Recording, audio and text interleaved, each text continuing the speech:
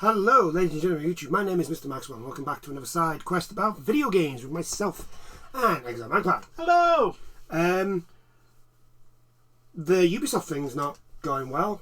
Still not doing well. No! And We've had more details. Yeah, we actually have details, because we mentioned this last week, but I was just like, I have no idea what is actually going on. Yeah. I just know little bits. And I've said my bit. I still stand by that.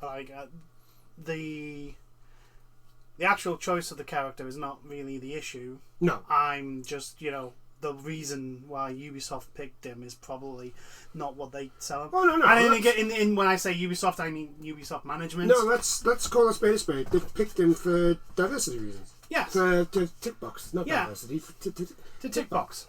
Yeah, that's why. It's so that they can claim they are inclusive when they're not. Yeah. But anyway, so the whole thing where it's now gone into the point of the Japanese government are now talking about this. So it all basically comes down to this author, Thomas Lockley, who is the one that wrote the book about Yasuke. Yeah. Now, for what I can find, this is the only book about Yasuke. There isn't any others. There's only mentions of him in text from other sources, right? Yeah. At least of what I can find. So this could be completely... Basically, there is evidence to prove that he did exist. Yes. That he was in Japan. Yeah. And was under the employment, in some respect, with Nobunaga. Yeah. And unfortunately, that's where, historically, that's where it all ends. Yeah. We know he worked for Nobunaga. Yep. We know that at least he was African. So he was black. We know that 100%.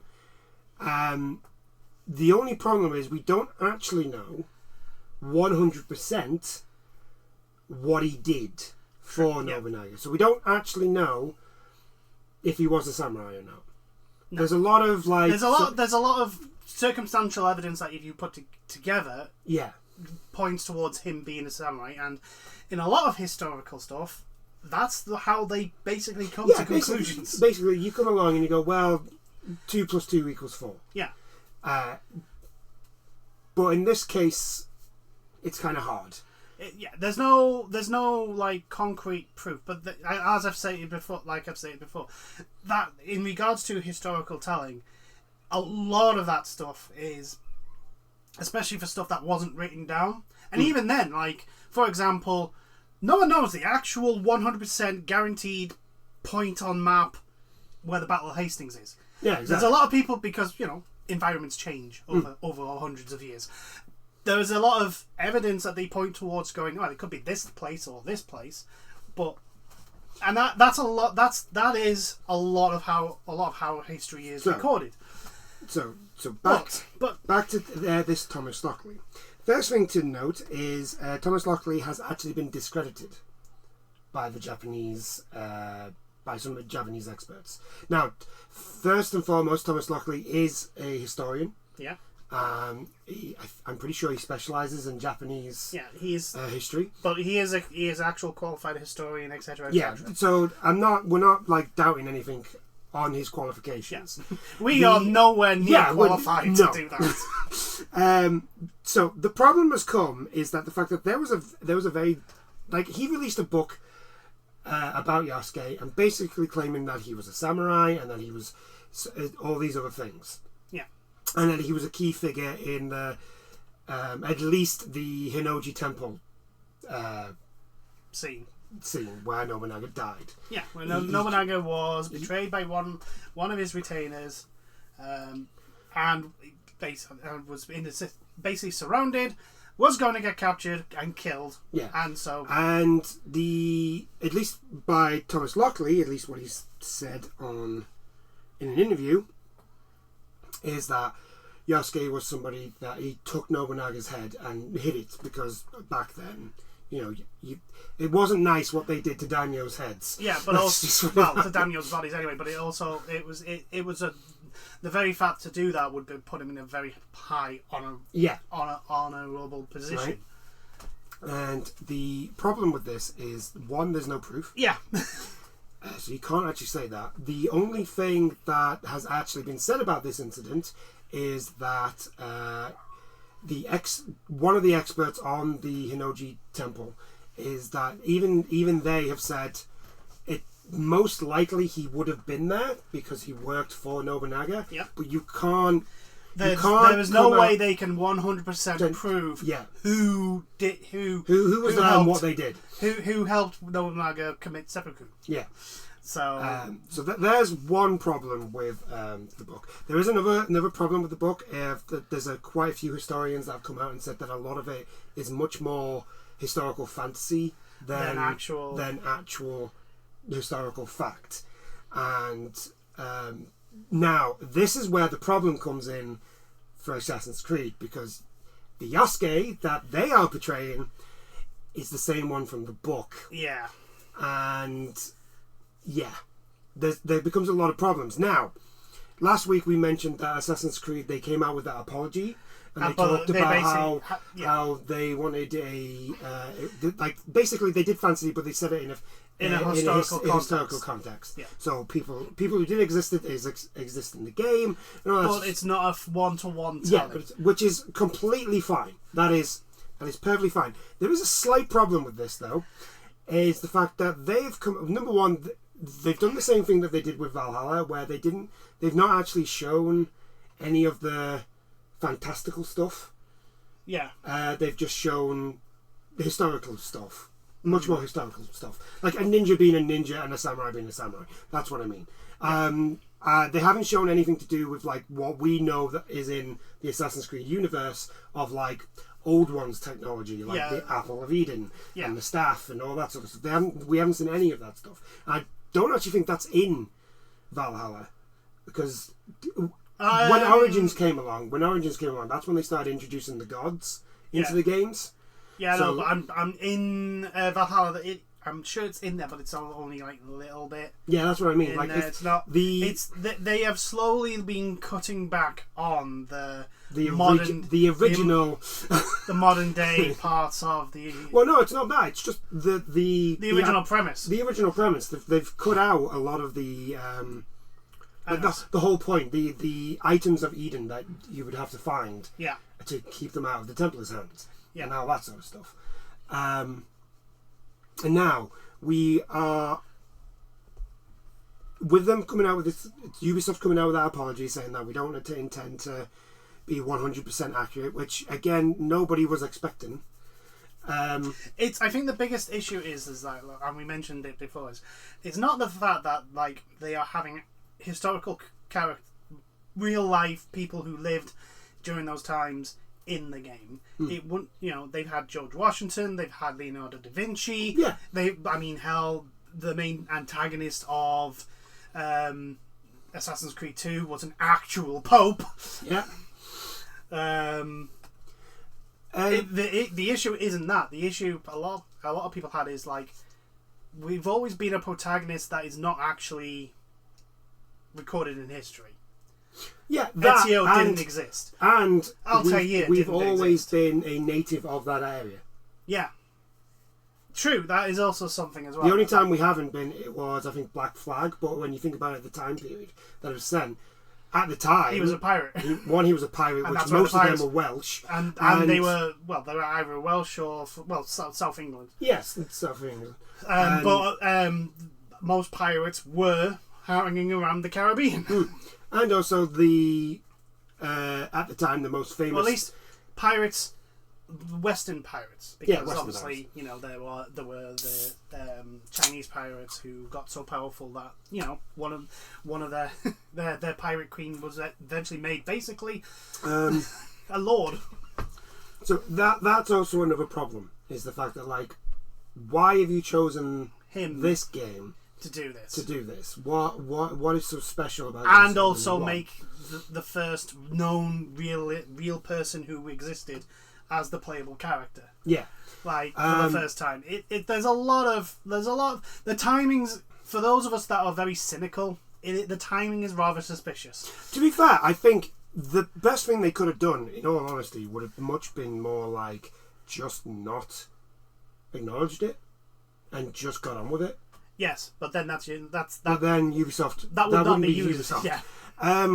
Anyway, yeah. So there are other things now. Basically, Thomas Lockley has come out and said that he had no involvement in Assassin's Creed Shadows, which I'm pretty sure that's not true, because I'm pretty sure he's credited somewhere on Assassin's Creed. Now, it depends on how he's credited. Yes, it does depend on how he's credited. It could be that Ubisoft have used his book, asked to use his book, and that is the sole input that he's had. So yeah, unfortunately, Thomas Lockley is not doing. He's not doing well on the internet scene anyway. His social media. He's done the smart thing of getting rid of all his social media and basically closing everything down. Yeah, he's done the really smart thing, because this whole situation is very, very confusing and very like, what the fuck is going on? And unfortunately, there are too many stupid people on the internet that will just literally pick whatever that suits them and be very angry at person A, B, or C for no reason. I think the main problem with Thomas Lockley is, number one, with a lot of people, not a lot, but a few experts coming out and saying that his book is more fantasy than it is fiction. Yeah. Or non-fiction, I should say. And he's basically doubled down on it. He's basically come out and said that he was a hero in Japan, to which there is no. I mean, even we know there is no. Not to the extent that he to be a hero. Yeah, no, that's what I'm saying. No, well, there will be because the records did exist. There will be people who knew about it. No. That's not what I'm saying. I understand. Yeah, so, okay, what I'm saying is, like, there's a statue of the senator. Yes, that is hero. Yeah, he's not at that level. If Yasuke was a hero of that time, there would be something dedicated to him, and I'm pretty sure, at least last time I checked, and when I checked online to see if there was anything, I couldn't find anything. But I mean, there might be. But that's my point. Is like he's saying things. He's putting him in he's comparing him equal to others that we know. He's basically saying that he's like one of the key figures of the Sengoku Jidai, which is like, no. We know he's not. No. Like, everybody who knows about this, even there are the three unifiers, and then there's the likes of the Takeda, the Ishin, the Sanada. But there's, like, everybody, even if you just know a little bit about a Sengoku Jidai, you know specifically who the people are who would be classed as the main figures of the thing. And unfortunately, Yasuke is not one of them. No, like he's not. He's not. That doesn't take anything away from what he probably did at that time. The problem for Yasuke, there's like a thousand, if not hundreds of thousands of samurai. But the problem for Yasuke is we just don't know. We don't know. Like, we can't come out and be oh no, he 100%. I would class the fact that he existed, was accepted as a member of Nobunaga's, even if it's a retinue. As a person in Nobunaga's employ, it's a big deal. Like, especially at the time. At the time, right? You're talking about the most powerful daimyo at that moment, like the person who was the closest to becoming shogun, and he is a member. He is in employment of that person. Like, that's a big deal. But unfortunately, some people aren't happy with that. They have to, But I generally think this also comes down to the devs. I think this comes down to the devs, because I generally think, if you look at the actual dev team who's making this game, they're all white. Every single one of them is white. Like, there's nobody who's actually, I think, looking at this in the sense of like, well, this is Japanese culture that we're doing. We need to do this. We're also representing this Yasuke guy. Right, this is the first time we've ever done somebody actual historical to be the. Yeah, we have to do it one right. Of the projectors. We should do this right, and none of them are doing that. And I generally think that, like, if you had the diversity that you keep preaching that you have, I don't think this would have happened. I generally think somebody would have at least gone, okay, we're going to do Yasuke, so let's actually do research on him. Let's actually do stuff that proper historians do. Because the problem is that even though they've come out and gone, oh well, we don't want to do 100% factual. The problem is, in an interview beforehand, you that's exactly what they stated. Yeah. With Xbox or something like that. It's just like you can't say one thing and then get called out on you fucking up, and then go, oh well, we don't mean to be 100%. That's not what you said before. Yes, but this is the AAA game industry. I know that. But what comes out of their mouths this is usually bullshit. This is the point of just like how this rabbit hole has gone so fucking far. Because in all honesty, Yasuke being the main character is a nothing burger. Yes, it is. It is an actual love burger. It could be interesting. I mean, and granted, if they'd actually, and do you know what? If they'd actually kept stum, if they hadn't have come out and tried to address this stuff, this nothing burger, it would have been just a nothing burger. It wouldn't have gone any further. Yeah. People would have gone, well, we don't like. Some people would have gone, we don't like this, and then that would have been in that. Yeah, and Ubisoft would get to continue. You would have had the normal people just screaming woke. That would have happened. Yeah, we know that, right? Yeah, the usual people, because I don't believe those people are normal. Oh no, I just mean that, like, when anything comes out and everybody's like, you get the same people coming out going out, oh, it's woke, all this stuff. That's why I said the usual people. That's right. Because I don't class. I don't class that. No. What I mean is like normal time frame. Yeah. Like so. Oh yeah. This is how it happens. So this gets announced, then it's woke. It's just a time frame now. You can pretty much follow along. Yeah. It's like when you go the other way with the leftists. Yeah. So where there's a sexy character and they have to make a big fucking song and dance of that. Yeah. It's literally the same thing. It's just different materials. You know how long this has been going on by what some people have been saying. Exactly. Yeah. So it's that's all fine. If they had it like. If this wasn't Ubisoft, this wouldn't have been as big a thing either. Well, the number one, I think. Well, what I mean is, I think the reputation that Ubisoft have, and the fact that the reputation that the AAA game industry has, in that we're not stupid. We know you're pandering. We can tell. And pandering comes off as I fully believe the vast majority of the stuff is usually disingenuous. Because they don't actually... The people at the very top, the people who make the decisions, they don't give a shit. And now usually, the people that go on about protecting diversity, protecting children, etc., are the ones that are the worst of it. They are usually the most racist or the most... they're the ones with the most baggage. Yeah, the one, for example, the ones who keep going on about, oh, we must protect the children because of X, Y, and Z, are the ones that are actually the threat to the children for X, Y, and Z. Yeah. As most recent history has pointed out. Yeah, just look on YouTube, for fuck's sake. Like, seriously, like, internet people, can you not be a dick for like 5 seconds? Yeah. Please. Anyway. I would like to be able to open YouTube and go back to watching lore videos and not have... somebody is a something. Yeah. My point being, right? If this had not been, if Yosuke was chosen as a main character by a smaller studio that is known for doing stuff that just for the love of making the game and making a good game. Oh yeah. Right. This wouldn't have been a bigger problem. This wouldn't have been blown up as much as it did. Oh yeah. Because it's Ubisoft. Because of all the issues that Ubisoft has had in their work environment.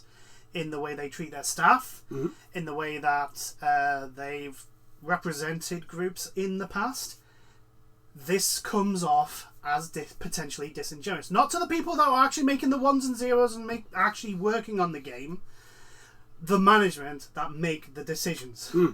They are the ones who decide what happens, and they are usually the ones when shit hits the fan and stuff comes out about poor work practices and how poorly staff are treated, like the whole Activision Blizzard stuff.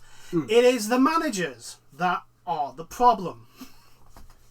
So, yeah, like the way I come across it is like, look, you choosing Yosuke to be your main protagonist, I'm not really that fussed. However, don't come to me and preach to me that you're inclusive. Yeah. Don't come to me and say, oh, look, want a pat on the back, because it's not, because I don't believe a single fucking word that comes out of your PR mouth. Oh, yeah. Because I don't actually believe your That's company the thing. as a whole. Ed, like, look, even if you're a defender of this game, like, you can't look at Yasuke and be like, yeah, they chose Yasuke for legitimate reasons. For legitimate reasons. Like I say, there is probably someone or a group of people and in the lower rungs that wanted to do a story on Yosuke, because it's, if you think about it, if you just say it, a black samurai that worked for Nobunaga, it sounds interesting. It sounds like, oh, how did he get to there? What happened? Etc. etc. How did he travel from Africa to Japan? What led him to be there? What led him to be put under employment by Nobunaga? What events led to that? That's interesting. But the problem is that the AAA game industry never does it. It feels like they never do it for the sole purpose of, this is an interesting story. It is for, we want money go up. Yeah, pretty much.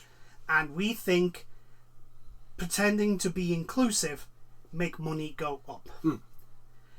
And people don't like being taken to be fucking idiots. So that, you know, that a lot of the negativity is probably coming from that end as well. Oh yeah, 100%. But again, like I said, if Ubisoft had actually just, you know, not said anything. Yeah, if they hadn't said anything, if they hadn't put out that apology, that eventually it would die down. We probably wouldn't be talking about it now. Yeah, exactly. It wouldn't have blown up as much as it has, but, you know, it's the Barbra Streisand effect. Yeah, it's just so daft, and so, like, the whole thing is just like, look, you made a game, you've made a game, and most likely you've pissed off a lot of people, yes. Unfortunately, you can't go back now, you're stuck. Yeah, you've committed to this course of action. So just go with it. Just, all they have to do is, look, we've...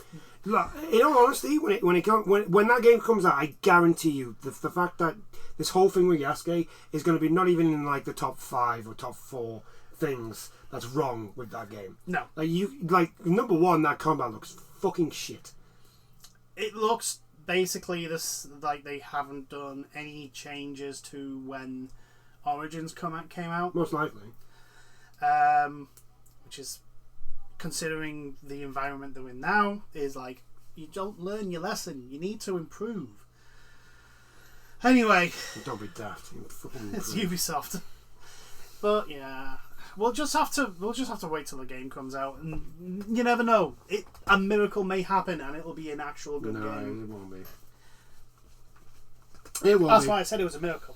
It won't be. I reckon it'll be as good as Valhalla. Not exactly a high bar, that. No. I think it'll be as good as Valhalla. Just a boring piece of... Now, will it be as broken as Valhalla? That's the question. Yeah, of course it will. Yeah, it's going to be broken. It's going to be broken. Can you not see how janky that fucking combat was? Yeah. It's going to be broken as fuck. Anyway, moving on. Right, moving on. Actors go on strike over video games AI threat. Yes. We did mention this a while ago, that there was going to be a vote. The voice actors were, one, upset that the Screen Actors Guild had signed an agreement without them, and then I think they mentioned that they were back in negotiations with the computer game industry regarding the... So, major video game makers like Activision, Warner Brothers and Walt Disney are facing a strike by Hollywood performers over the use of artificial intelligence, AI. I love how they put AI in brackets. Yeah. So just for us dumb people. Anyway, my tablet sucks. Back to this. It follows a year and a half of talks. Actually, it does feel like it was a year and a half ago since we last mentioned. Talks over a new contract between the companies and a union representing more than 2,500 video game performers. The two sides say they have agreed on several key issues such as wages and job safety, but protections related to the use of AI technology remains a major hurdle. The industrial action was called by the Screen Actors Guild of America. Screen Actors Guild, American Federation of Television and Radio Artists. Jesus Christ, that's a fucking mouthful. Yeah, which is why they just go... SAG-AFTRA. So, yeah. which last year paralysed Hollywood with a strike by film and television actors. The performers are worried about getting studios using generative AI to reproduce their voices and physical appearance to animate video game characters without providing them with fair compensation. Although agreements have been reached on many issues, the employers refuse to plainly affirm in clear and enforceable language that they will protect all performers covered by this contract in their AI language. SAG-AFTRA have said in a statement. We are not going to consent to a contract that allows companies to abuse AI to the detriment of our members.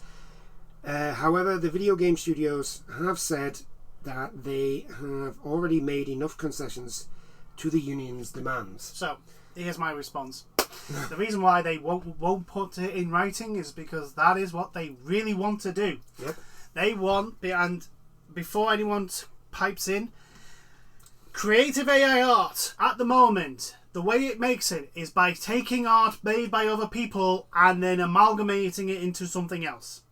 It is literally stealing other people's work, which is what this would do. It would literally take all the work that an actor, a voice actor, has done on whatever games or other performances, and then amalgamate it into what the game developer wants. And the reason being is because they think it's going to be cheaper. And technically, potentially, yes, it may be cheaper. But, and there's a big but, there is a reason why you have a voice actor do lines. And sometimes do multiple lines in multiple different ways. Because there's a... Does anyone remember the commentaries in sports games in the PS1 era? You know, the monotone, John Alumu. John Alumu was funny though, because there was at least some, like... Yeah, that's true. But, like, every player had their names spoken once. Ah, what a great pass to Alumu. And it's a free kick to Cameroon. For those of you that game. EA game. International EA Sports International Soccer. And it's a goal kick to Cameroon. It was so bad. Like, and that because let's all be honest, the AAA game industry will not throw the kitchen sink at this AI to make it the best it possibly can. It will be literally the bare bones, basic, least effort possible, so that they don't have to spend money, so that they can charge $70 for your protagonist or your teammate or whoever you're interacting and going, stop, don't do that. Yeah. Hiya. Or grunt. Yeah. Have in an action RPG, have one exertion sound. Huh, huh, huh. Yeah. Like, we'll be back to the 1990s. That's what I'm saying with this. I hope you're ready for the silent protagonist and silent characters and just wars of text. I hope you guys are ready for that, because that's what's coming. I mean, hell, at least those you can put in your own mind. You can put voice lines to it. Yeah, that's true. With AI, no, you're gonna have fucking launch Destiny Ghost. Yeah. Everywhere. Yeah, everybody's not the voice actor. No, just the tone. That will be the tone for everything. Because you honestly think they're gonna give the designers and developers time to tweak the AI so that it inflares tone and emotion? Fuck no! Why would they do that? Has anyone not paid attention to the game industry, especially the AAA game industry, for the last decade or so? Like, it is literally like put in the bare minimum effort. All you have to do is look at Suicide Squad. What's the cheapest option? Yeah, what's the cheapest option? What's the cheapest option? Just look at it. Suicide Squad, Anthem, any live service that has literally fallen out of its ass and died Yeah. on release. That is the level of effort. The people who want to implement AI into their games. That is what they want. That is the level of effort that that is the maximum level of effort they will allow in their games. So yeah, while there are legitimate complaints against Saga, because sometimes they are fucking idiots. I'm with the strikers, because yes, some people are going to go, oh, these people get paid millions. They don't just represent those people. The big names that are with them that are going on strike.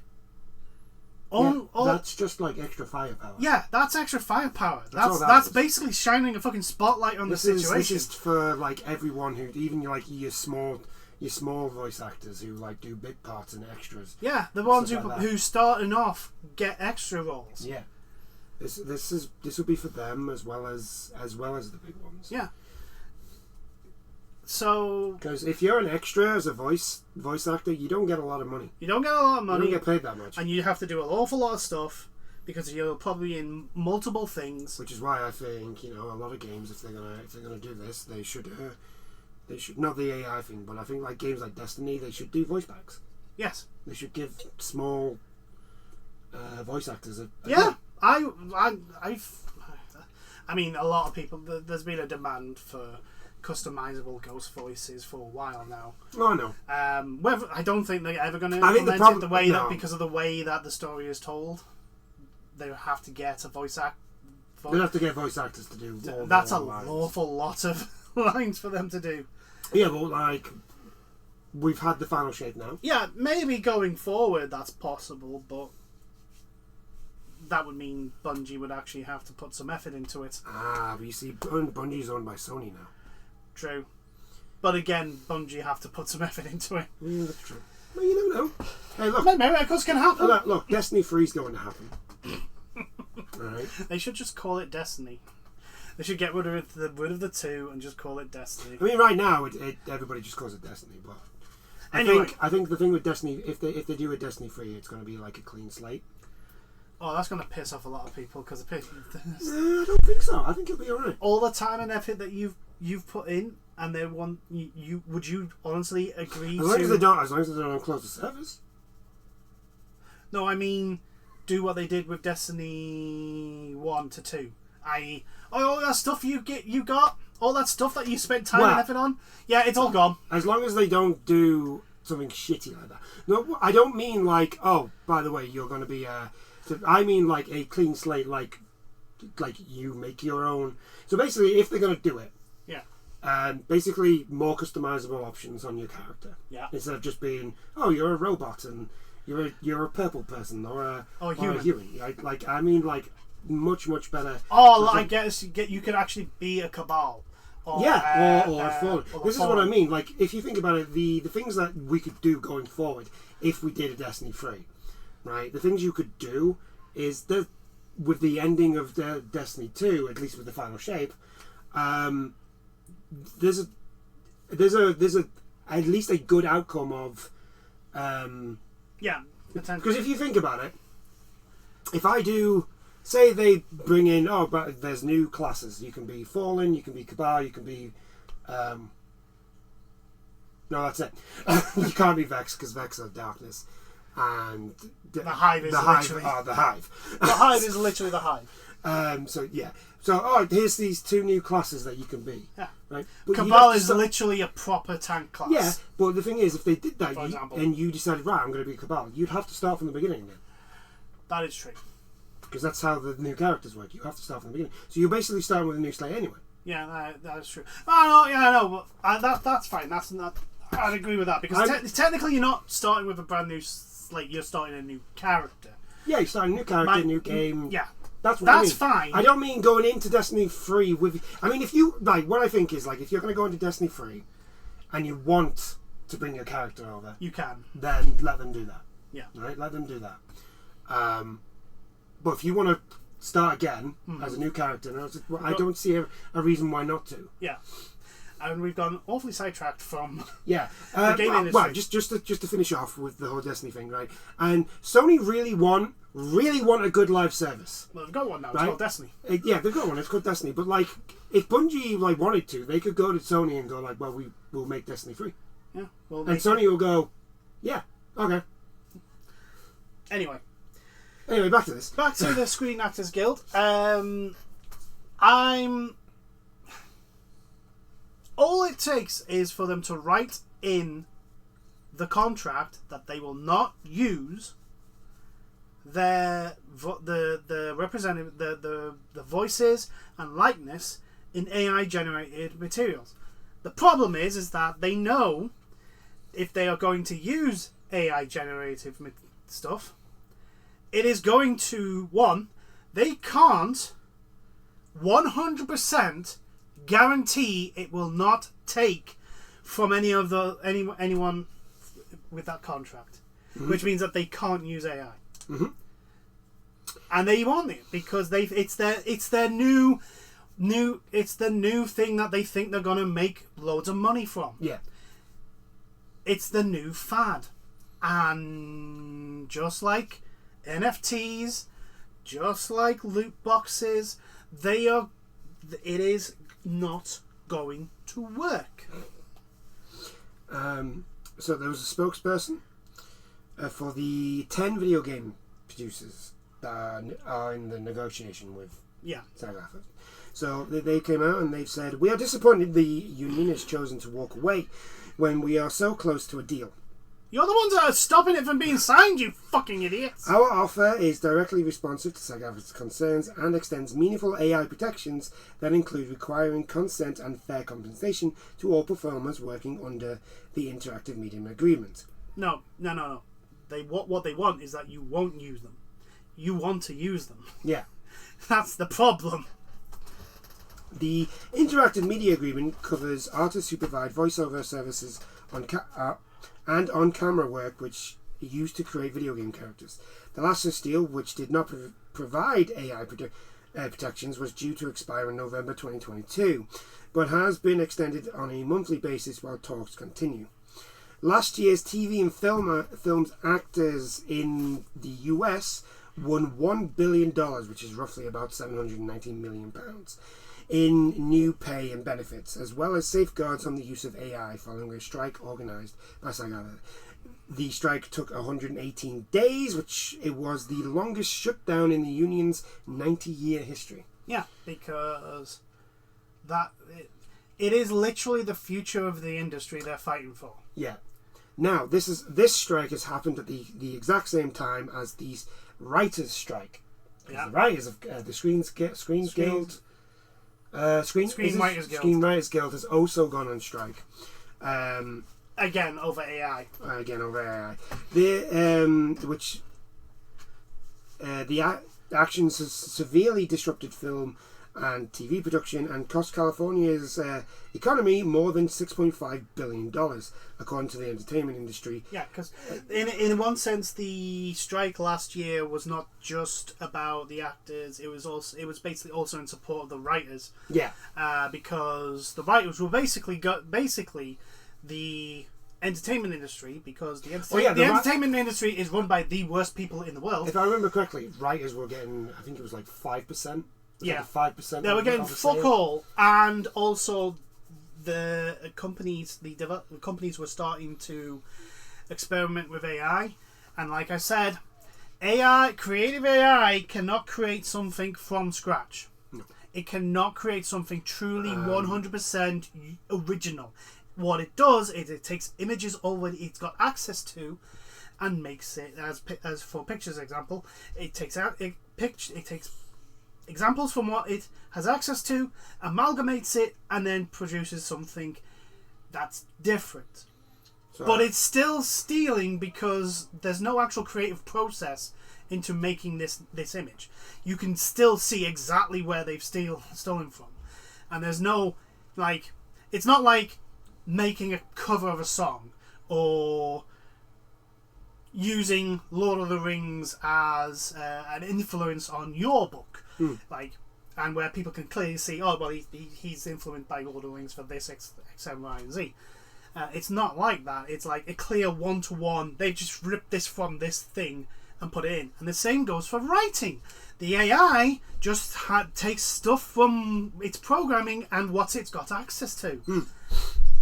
So there's an awful lot of entertainment companies that have an awful lot of scripts that have been made by people that have probably been paid very little for. And these friggin' CEOs who have zero idea how the industry actually works, apart from it gives me money. Well, you see, the thing here is like all they've done, all these people do is go, right, we need to make more money because the money's not going up fast enough, right? The number's not going up fast enough, right? What's the now? And as we know in the industry, in any industry, for the quickest way to make more money is to sack people. Yep. And now they've got AI. And they're at the point where, well, if we sack people, we don't have writers. Okay, so can we deal with can we do something with our actors? This is going to be a good segue into our next story. Yes. about how much fucking idiots these are. Yep. Can we survive without writers, sir? We're Paramount Pictures. Yeah. Sir, we're Disney movie industry. We kind of need writers to make scripts. Why do we need scripts? No. I refuse to believe that Disney actually have writers anymore. I believe everything that they put out now has been written by AI. Okay, fine. They just don't want to tell anybody. But I refuse to believe that these things are right. They've either Disney, their stuff is either being written by AI or by delusional people. I'm going to pick both. I'm going to pick delusional people. Delusional people. Because even an AI could, at least it would be you would expect it to be robbing from genuinely good work.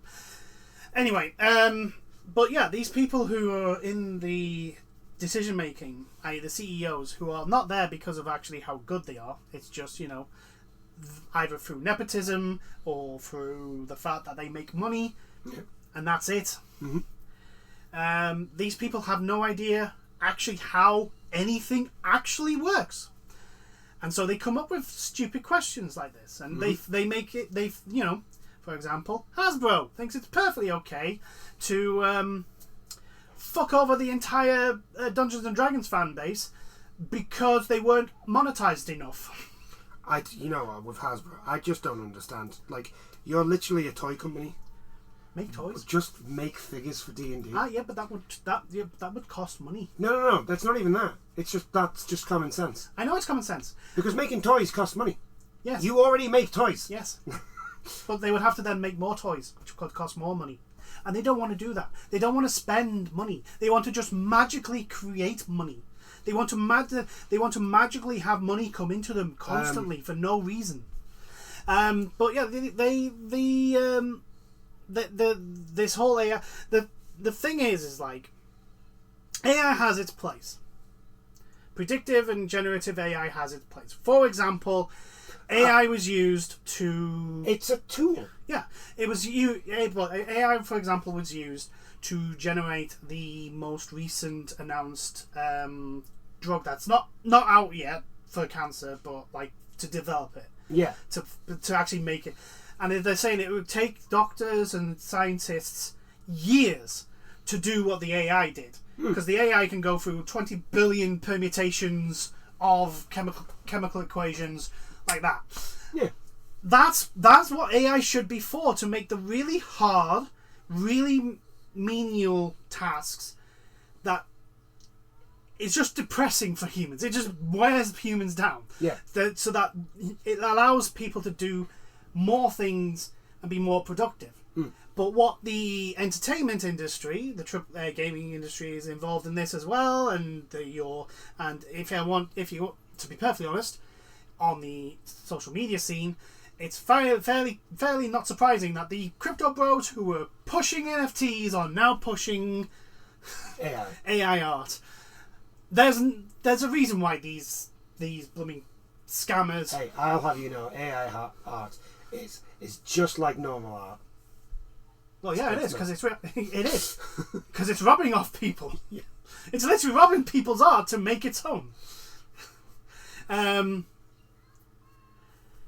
But the entertainment industry is looking to replace the creative arts and it's like, no, what's supposed to happen? Because that's all. I'll be honest, right? Star Trek is a utopia. It's Star Trek by Gene Roddenberry. Earth is a utopia of what's the best possibility that we can have. Yeah, can we all agree with that? Because in Star Trek, no one does seemingly a job that they don't want to do. Yeah, everyone is like. Well, if you think about it, if I remember correctly, the law is that basically Starfleet basically runs everything. Starfleet runs most of the stuff, and there's like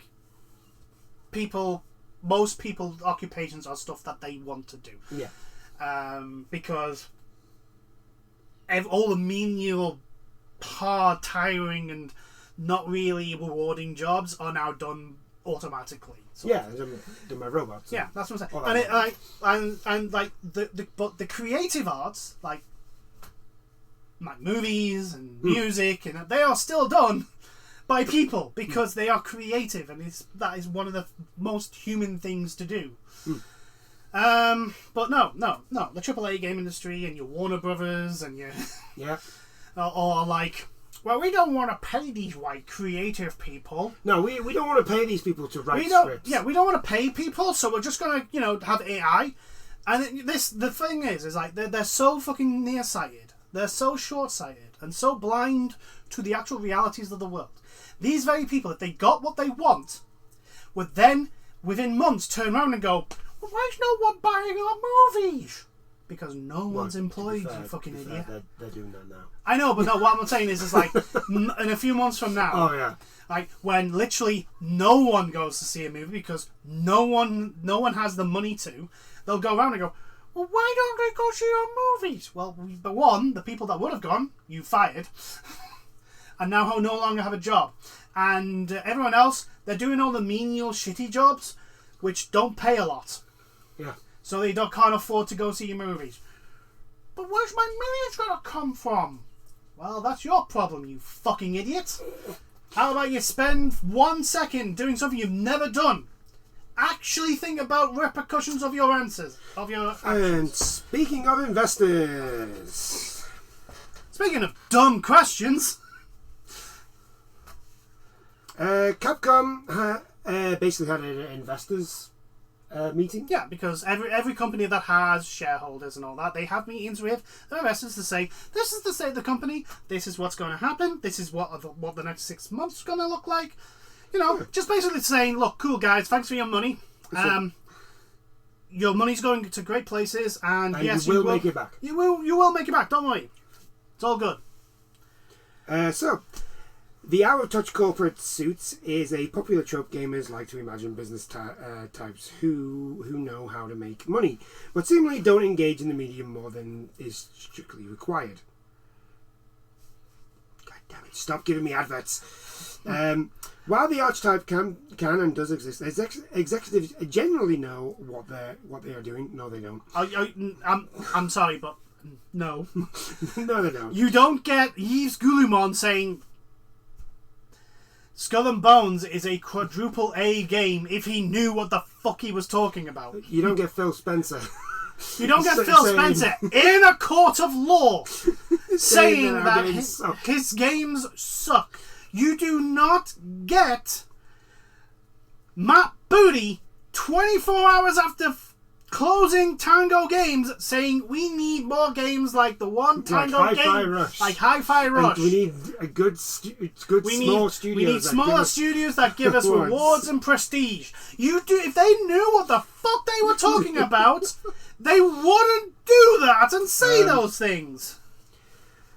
But for our money, the best questions and takes often come from investors who just want to see a return on their stake, as shown recently during an illuminating Q&A session at Capcom. Games Radar reviewed the list of questions that Capcom fielded. Some of it is pretty incredible. The company was asked why it doesn't simply move the release date of Monster Hunter Wilds up from its 2025 window to December 2024. Well, it's because Monster Hunter is your moneymaker. It's the one game that literally holds Capcom up no matter what.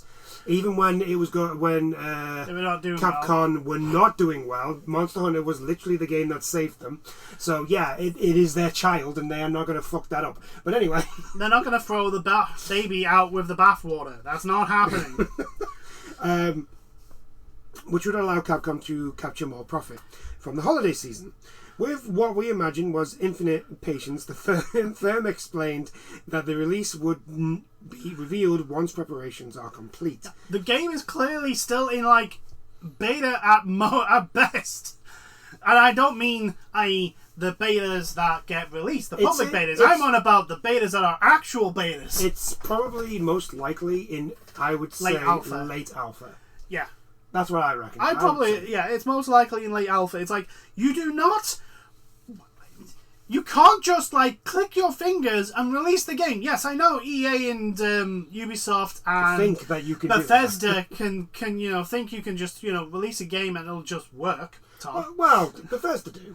Bethesda do just release games. That's what I'm saying. No, it's not like they're Bethesda and just release a game and thinks it's just going to work. It just works. It just works. It just works. Of course it does, Dad. Of course it does. Yeah, this boring piece of shit called Starfield. I mean, at least it doesn't have as... I didn't experience any. At least it wasn't as buggy. So, there's that. So, I mean, it's not exactly a high bar to get over, but still. I know. I don't know which is what I'm more surprised at when it came to Starfield. The fact that it wasn't as buggy, or the fact that it was more boring than Fallout 76. I know. Which one is more incredible? It's a hard one. I think it depends on the day of the week. Because both are staggeringly surprising. Another stated that this is probably my favourite one. This is my favourite one. Oh, I know. Another stated that Capcom had announced Monster Hunter Wilds for PS5, Xbox Series X and S, and PC, but not for portable platforms like Nintendo Switch. Will this game be limited to these non-portable consoles again? We like to think that the respondent a long-suffering sigh before replying. Have you noticed he didn't actually name the console? No, he said no. Switch. The question is the game not coming out on non? Is the game coming out only on these non-portable consoles? Yeah. One, he didn't mention the names of the consoles, and two, he didn't even mention the Switch. So it makes me think, does he even know what the consoles are called? Probably not. It's like, I'm not against people who don't know things investing in things. That's not the problem. The problem is when these people who don't know shit about the thing they're investing in start making demands. It's like, no, if you don't know the industry, you can put your money in, but don't fucking start demanding that you should be taken your opinion actually fucking matters, because you know jack fucking shit. I do like the fact that they're like, will the games be limited to these non-portable consoles? Yes. Monster Hunter Rise came out. Do you not remember? Like, everybody played Rise and then instantly went back to Worlds. Yeah, because Worlds is better. Yeah, but also like Rise is limited by the fact that it's on the Switch. It's on the Switch, yeah. Not that it's not a bad game. It's a good game. And I'm not gonna lie, like, as much as I love the Switch, there's absolutely, like, it would take genuine black magic. Like, black magic beyond The Witcher 3, alright, to get Monster Hunter Wilds onto the Switch. You mean Monster Hunter World? No, the next one that's coming out. Yeah, Wilds. Oh, yeah. Yeah. Because Wilds is going to be like World. It's going to be big, open, and all that sort of stuff. Like, have you not, like, paid attention to, like, the industry and history? Of course not, because all you are is an investor that has money. You probably didn't even make that money. You were probably given it to by your mummy and daddy, and you actually don't know how to make money. You're just, lucky to have the fucking thing, and you are fortunate enough that you've invested in Capcom, who are at the moment literally scoring goal after goal. They literally can't stop doing well at the moment. You should look at that situation and go, gee, God, I lucked out on that one, didn't I, buddy? So the answer to the portable consoles. One concept that we've incorporated into this title is aiming to portray the maximum of the world of Monster Hunter by utilising the latest technology to its limits, which unfortunately means the Switch is... The Switch ain't getting it. Because the Switch is old. Like, it's an old console. It's an old console now. That it was going up against the PS4 and Xbox One. Yeah, exactly. It's why everyone's thinking a Switch 2 is around the corner. To that end, the platforms capable of realizing that concept are currently the PlayStation 5, the Xbox Series X/S, we all know it's not going to be the S, and PC. In no particular order, the company was also asked why the subtitles for the shareholders' presentation were so poor, whether a video record of the meeting would be made available for later viewing, and for background on how the firm became the official sponsor of the Japanese Volleyball Association. Yes, Capcom is the sponsor of the Japanese Volleyball Association. Because Capcom made an awful lot of money and was able to afford the sponsorship. Yes. Also, I'm pretty sure Capcom made the Haikyuu game that came out a while ago. Which is a volleyball anime. Yeah. Like there is correlation here. Yeah. I mean, also, like, it's not like the weirdest sponsorship or thing. Just watch any WWE pay-per-view. Yeah. I'm actually looking forward to SummerSlam, you know. Yeah, I know. It's looking good. It's actually looking good. It's amazing. I'm more interested in the White Six. It's amazing when someone who is stuck in the 1980s in the creative control position gets kicked out for reasons that he was originally kicked out for, but somehow magically managed to get back in control. These are the pressures that the board of a company like Capcom must manage, with investors asking the hard questions. Do you think Monster Hunter Wilds could be made ready in time for Christmas? No. Not in a million years. So there are two camps in the gaming industry fan base. There are the fucking idiots who complain about everything because they're too busy. They're too busy buying every single FIFA Ultimate Team pack to notice that the game's crap. To notice that the game's crap. And then there's the other part, the majority of the actual gaming fan base that don't just play EA Sports games or just Call of Duty. That fan base literally goes to developers and goes, look, we are excited about your game. We have decided to pay for it. We will not pre-order.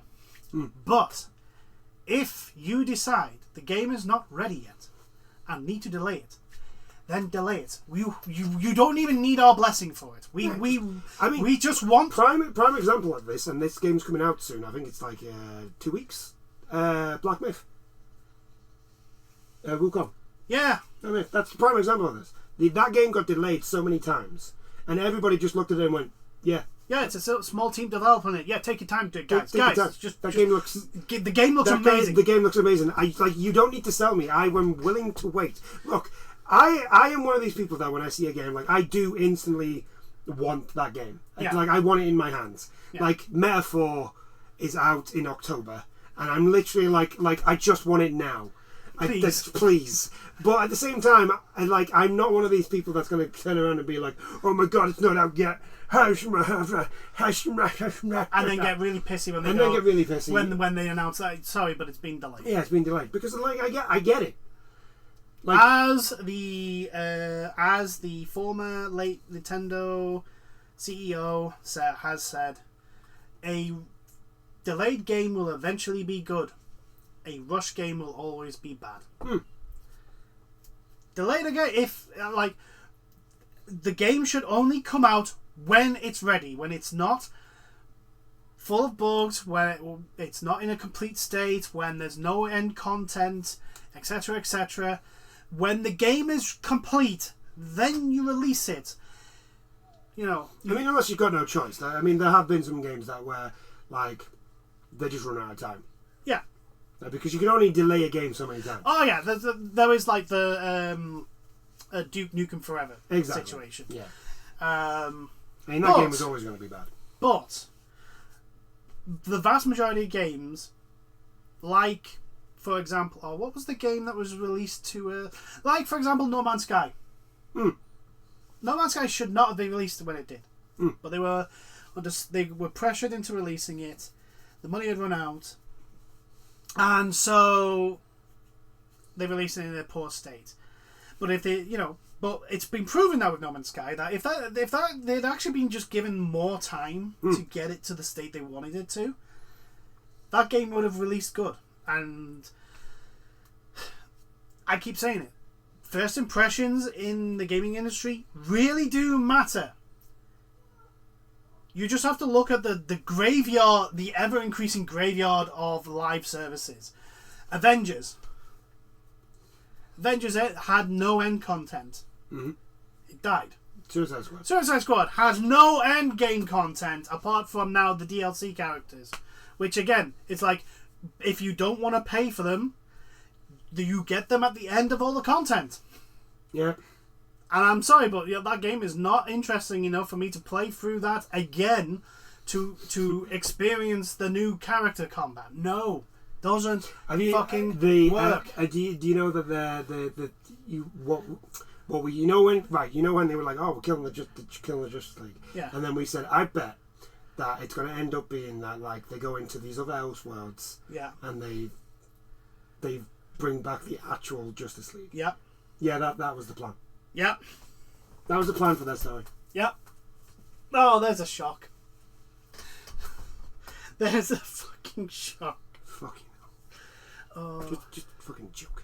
It means that this is the thing that like in comics in general, especially Western comics, do tend to do this, and it's annoying at times. Yeah, right. So the problem with characters dying, Marvel's notorious. Marvel and DC, they have this problem of always basically resetting back. Yeah, so or killing a character off and then bringing them back. Yeah, they've got a really really bad problem of doing this. Marvel's main problem is what they always do is they always write themselves into a corner, and then they have no way of getting out, and then they pull out some bullshit to bring it back. And it basically just resets the thing back to zero. Yeah. Right? DC, on the other hand, they don't write themselves in the corner, they just write bollocks. Yep. They just end up writing bollocks. Like, it starts off well, everything's going, and then it just all goes fucking downhill. Well, they have something interesting where people are actually interested how this will actually either revert back to its... How something will get solved. Like, for example... And then they solve it off camera. Supergirl. Supergirl who gets infected with the Joker virus. Yeah. She just gets cured off camera. I'm like, what the fucking hell? That was the most interesting thing you had going at the time. Like, she was even trying... Like, there was a point where Supergirl was trying to infect... Superman, wasn't it? No, not Superman. Mary Marvel. Yes. She was trying to infect Mary Marvel. And I'm like, do you know what? This is actually genuinely interesting. I'd like to know how this continues. And then it just stops at some point, and then the next Supergirl... Yeah, this is what I mean. Like, she's cured. DC... How? How was she cured? DC just, like, they go halfway, and then they go, no, we can't do... Or they go, all right, okay, so how are we going to... They think of a concept, but they don't think it all the way through. And comics, at least in the West... they do this a lot when they don't have like a continuous story. This is why like I prefer Image. Like I say, yeah, but like I said, it's Marvel has a freaking real issue regarding it. Like the amount of times Marvel just likes to kill characters. They like to kill characters and then bring them back. Speaking of Marvel, shall we talk about the thing that the internet has been talking about for a while? Oh, you mean Doctor Doom? Doctor Doom. Might as well. Okay. Number one, I think it's a good cast. Like, I think Robert Downey Jr. being Doctor Doom is actually a good cast. My problem is that, like, number one, this is clearly going to be some sort of multiverse thing. Because there's no way they're not going to have Robert Downey Jr. in a mask for the entire movie. No, because it's Robbie Downey Jr. Because it's Robert Downey There's a reason, look, like, the thing is, my complaint again is, there's a reason why Robbie Downey Jr. portrayed Tony Stark perfectly. Because Tony Stark is a fucking asshole. Tony Stark is Robert Downey Jr. Yeah. And Robert Downey Jr. is Tony Stark. Yeah. It just worked. The difference between Tony Stark and Victor Von Doom is that Victor Von Doom is literally Victor Von... I know people go on about like he constantly gets beat by the Fantastic Four. And he does. But the reason being is that he suffers from hubris. Yeah. Like... Iron Man suffers from pride and an ego complex, right? But he doesn't suffer from hubris. Tony Stark is smart enough to know that there are limits. Victor Von Doom thinks he's the smartest man in the universe. Regardless of whoever else is in the room he thinks he's the superior being. Like, he he stands in front of Thanos and literally goes, "I'm better than you, buddy.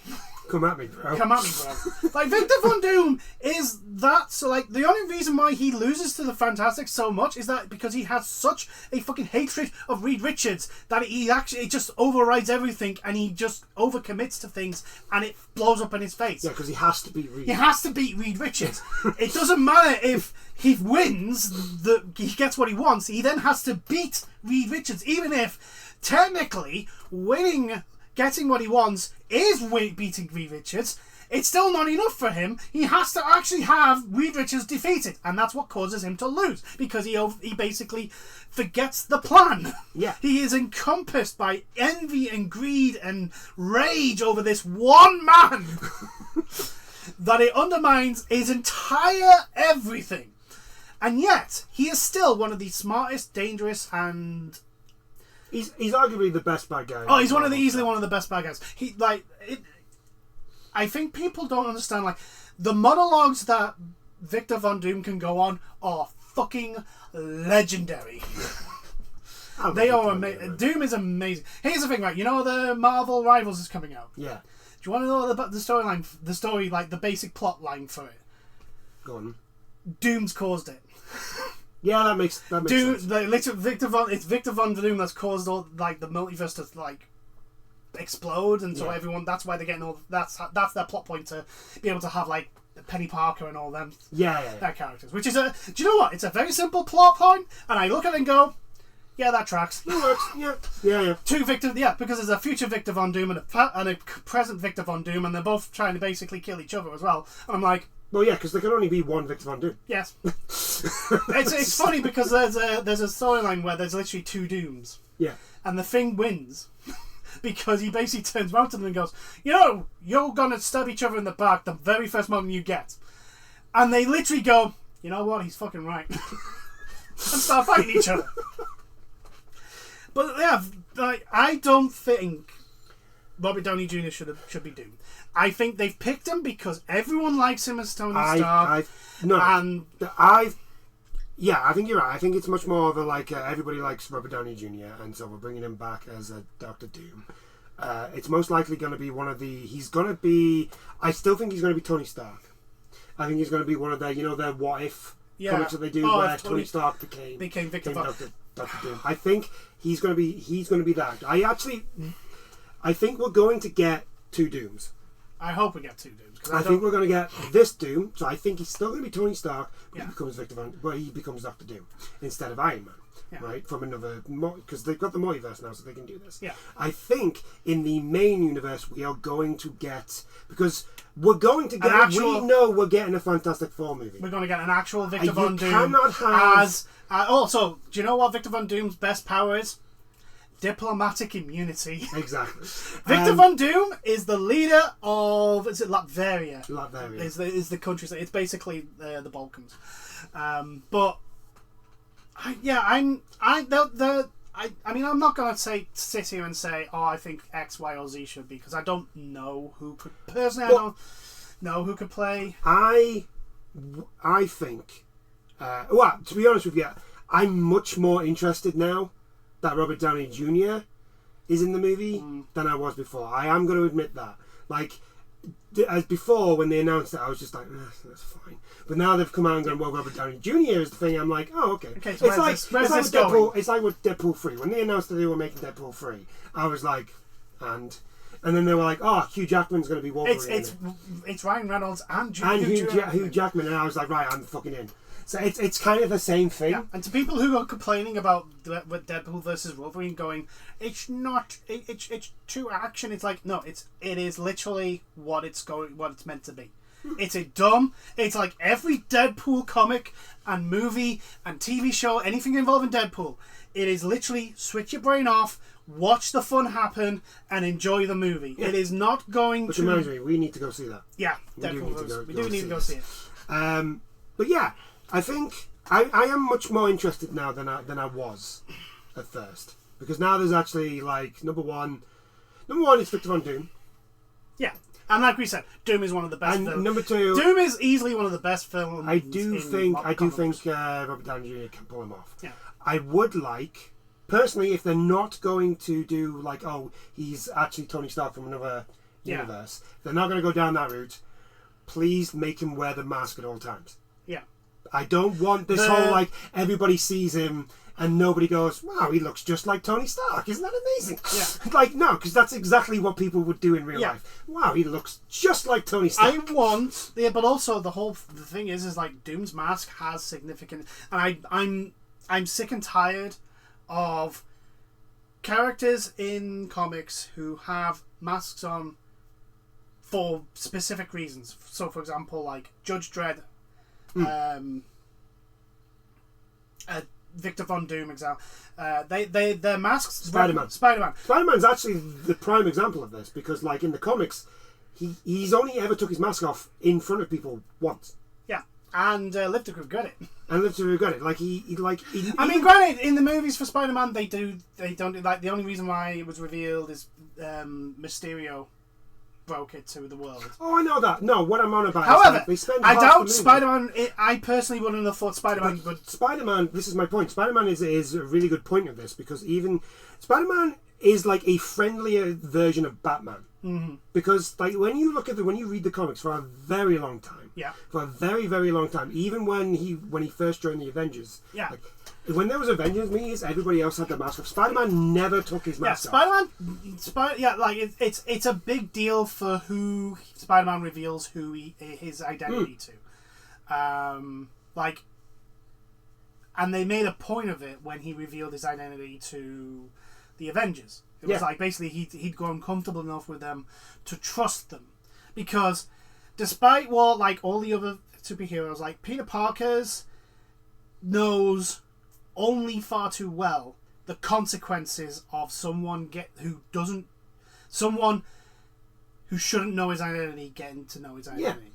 He knows the consequences, because there's and that's my point. Like you see, like if you're watching the Avengers movies, right? He's always taking his fucking mask off. Yeah. And it's just like, yeah, I get it. Okay, it's Tom Holland. But in the slight defense of that, the only reason why he does that is because Tony Stark already knows his identity and he introduces him. I know, okay. It makes a little bit more sense, but I would prefer it if it was much more. The point still stands. I know, but like I would prefer it like he could have just. He didn't have to go, oh, this is Peter Parker. He could have gone, oh, this is Spider-Man. Yeah. That's how we could have. Then again, it is Tony Stark who is an asshole. I know, but like, this is to your point. That's the one thing I actually wish they'd done. Although they didn't have enough time in the movie, they should have made Civil War 2 movies. To be honest, they didn't. I wanted to see the scene where Peter switches sides. Yeah. And he basically has a fight with Iron Man, and he's basically saying to him, look, you abused my trust in you. You knew I was looking for a father figure, and you used that. Yeah. You're nothing but you are a terrible human being. I would have loved that because, like I say, Tony Stark is the reason why everything is terrible in the Marvel Universe, even for the stuff that he doesn't do. Anyway, the thing is that it's Robbie Downey Jr. Do you honestly think he's going to spend an entire movie with his face behind the mask? That's why I'm saying, like, if they're going to go... I don't think that... The thing is also, I don't think the writers are creative enough to do that. I honestly don't think that they're actually... This is my problem with it being Disney writers and Disney writing at the moment. I mean, there is just ample examples of like if it was the first arc, Iron Man to Infinity War, then I'd probably say there's a potential of that. But because of it's after Endgame. Because it's after Endgame. And everything has gone downhill. And a lot of things have gone downhill. And let's be honest, the writing is not creative. It's very by the books. There's very little imagination used. And so it is... I do not think that's what's going to happen. I think it is literally going to be what we don't want, which is Doom's going to have the mask on for about 5 minutes, then take the mask off, and then everyone's not going to go, hey, you look remarkably like Tony Stark. Yeah. Don't get me wrong, they could do it. It could be a miracle, but it's the easy way out. They've done nothing for me to put my trust in that they would pull anything like that. The thing is, like, I would rather them do that because it's the easy way out. It's the easy way to write yourself out of this corner here. Because you've put yourself in a corner by casting Robert Downey Jr., which is fine. I haven't got a problem with that. Like I said, he's a really good actor, and I think he'll do Victor Von Doom really well. Yeah. Right. My worries are, number one, I don't want Victor Von Doom to be snarky, fucking Tony Stark sort of stuff. No, he needs to be Captain Monologue. Yeah, he needs to be Captain Monologue, and my He worries needs to be Snowsuke Eisen. This is why I needed him to be a multiverse version of Doctor Doom and not the actual Doctor Doom, because it's like I can't see them writing. I can't see Doctor Doom that way. I can't see them writing in that. Yeah, I'm the same, and I also don't see, because if they were going to write him like. And the other thing is, like, okay, so who's your first villain going to be for the Fantastic Four movie that you've announced? Yeah. Who? Because you can't do Super Skrull. Nope. You've done him. You can't do Galactus because we're building up to Galactus. Galactus is the plan for the next big bad. Yeah. So Galactus is a no-go. I mean... Rat King. Fucking hell, Rat King. Do you want to do Silver Surfer? Like, do you want to make him the bad guy? Which makes no sense. I mean, he is the herald of Galactus. That is very true, and it would be the good way to stop. But I would... The problem is that if they introduce Silver Surfer, I personally think that is way too quickly. Like, he should be, like, midway through this build-up to... Oh, yeah. Because... Well, the thing is, Doctor Doom is going to be the Avengers. This is now where we get to. This is why I'm like, Doctor Doom is perfect for first villain. For Fantastic Four. He is the stereotypical first villain for the Fantastic Four. It's either him or Galactus. Yeah. It's always him or Galactus. Or Super Skrull. But you can't do Super Skrull now because you've already already done him. You've done him in Secret Invasion, which was awful. Terrible. So, like, we're now stuck with, like, so who are you going to do as the bad guy for Fantastic Four?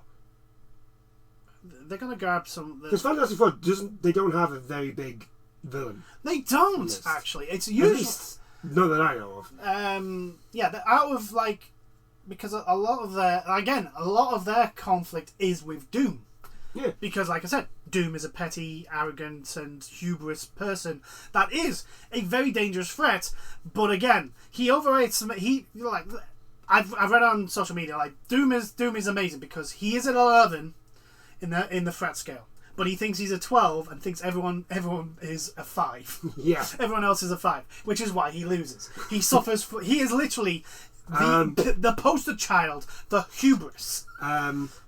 So, like, I just don't see. That's the other thing. Like with Robert Downey Jr., he does snarky, arrogant, egotistical, extremely well. He does it fantastic.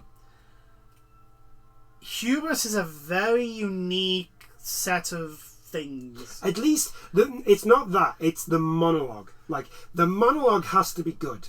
Yeah, and that's something that I cannot see Robert Downey Jr. doing without being snarky, without sounding snarky. Because you got to understand, Doom believes he actually believes that he is like the second coming of Jesus. He believes he's the smartest person in the universe. He stands up to Thanos and goes, "Yeah, I can take you, bro." Yeah. He looks at Galactus and goes, "You're an inconvenience."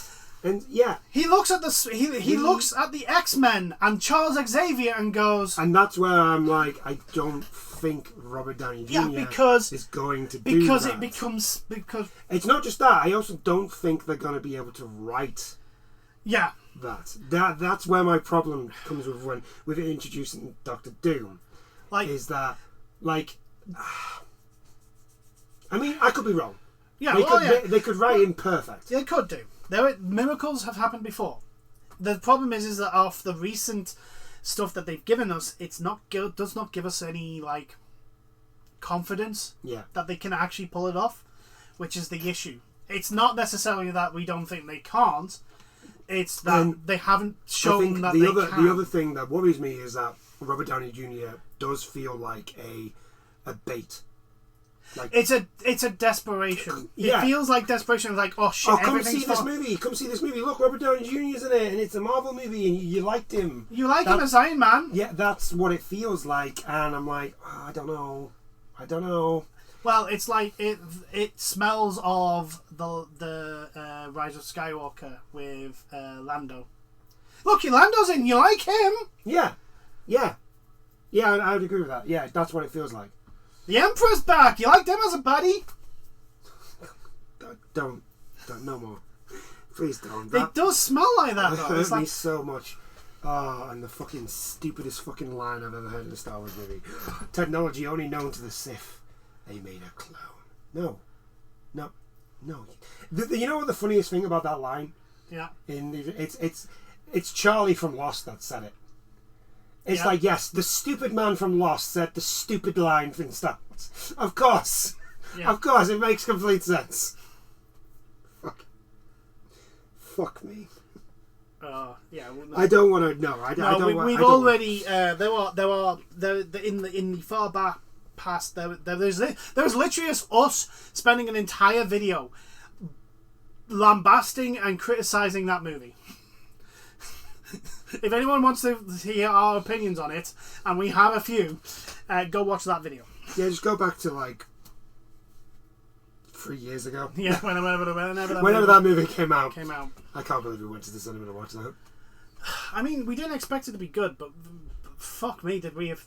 Those not in my wildest dreams that I think it was going to be that I mean, bad. the bar was so low, and somehow they got managed lower. to go under it. They got under it. They somehow managed to limbo their way under it. I mean, it was literally Thingy from... Futurama. That's how ridiculous it was. Oh, a fetch quest for a fetch quest for a fetch quest for a fetch quest. I'm like, what the fucking hell? Am I playing Skyrim here? Yes. Yes, we are. I think we'll end it there, though. I do hope you've enjoyed this chat. Ubisoft suck. Ubisoft suck, as usual, and are literally making their own problems. We're in the middle of a strike. Yeah, a strike is in effect because the game industry are making their own problems. Investors are stupid. Because they make their own problems. And Robert Downey Jr. is Dr. Doom. Because Marvel have made their own problems. Yeah, because Marvel don't know how to write anything. Anyway, I do hope you've enjoyed this chat, and we'll catch you in the next one. Bye now. Toodles!